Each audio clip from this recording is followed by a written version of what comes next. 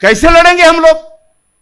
महात्मा ज्योतिबा फुले तक आता है और इस देश में पहली बार धर्म संस्कृति से बाहर निकलकर समाज एक कानून की व्यवस्था के तरफ जा रहा है। अब समझने की कोशिश कीजिए कि 1925 का आरएसएस और अभी जो 7 साल से आरएसएस बना है उसकी जंग कहां है और भारत में सिस्टम की नई जंग कैसी है, संविधान पे क्या प्रॉब्लम है। संविधान बदलेंगे, लिख के देता हूं मैं, यह संविधान कभी नहीं बदलेंगे।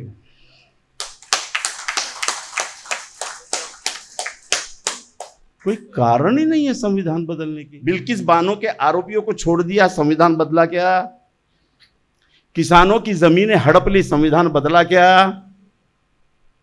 लैटरल एंट्री ला ली, संविधान बदला क्या? सार्वजनिक कंपनियां बेच दी, संविधान बदला क्या? स्कूलें बंद करवा दी, संविधान बदला क्या? बाबा साहब के लेबर लॉ सिर्फ 3 बचे हैं, बाकी पूरे 116 लेबर लॉ गायब कर दिए, संविधान बदला क्या?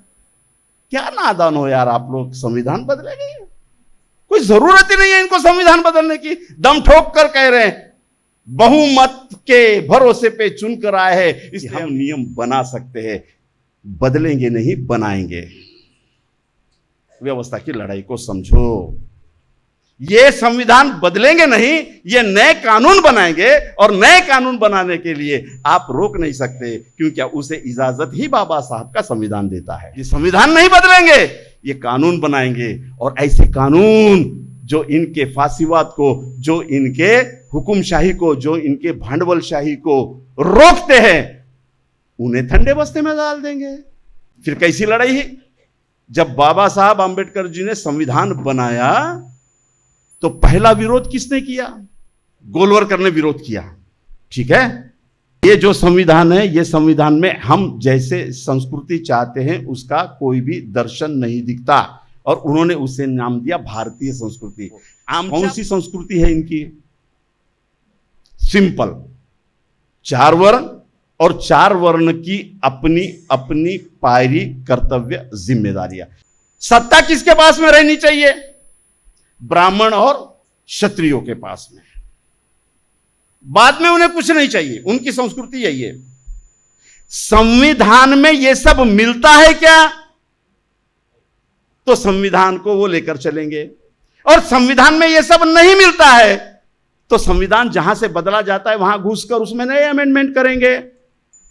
उनको कंपनी राज चाहिए था, भारत का संविधान इजाजत नहीं देता कंपनी राज का। वो संसद में गए, कानून पास किया नागबौद्ध जी, कंपनी राज लागू हो गया 2014 से। एक्ट पारित कर दिया कि उस कंपनी के पूरे प्रीमाइसेस में जो कानून लागू होगा वो कंपनी कानून लागू होगा। कंपनी का अपना वकील होगा, कंपनी का अपना न्यायालय होगा, कंपनी के अपने रूल्स एंड रेगुलेशन होंगे। सरकार उस पर कुछ भी नहीं करेगी। ये स्वायत्त अधिकार कंपनियों को दिए। बाबा साहब का संविधान ये चाह रहा था कि इस देश की साधन संपत्ति सार्वजनिक लोगों की रहे, सार्वजनिक कंपनी में लोगों का हिस्सेदारी, प्रतिनिधित्व अक्षुण्ण रहे। इन्होंने उसे खत्म किया। बाबा साहब के संविधान ने आर्थिक प्रजातंत्र की बात कही और गोलवरकर का संविधान, संस्कृति, ये जो आर्थिक तंत्र है वो किसके हाथ में रखना चाहती है?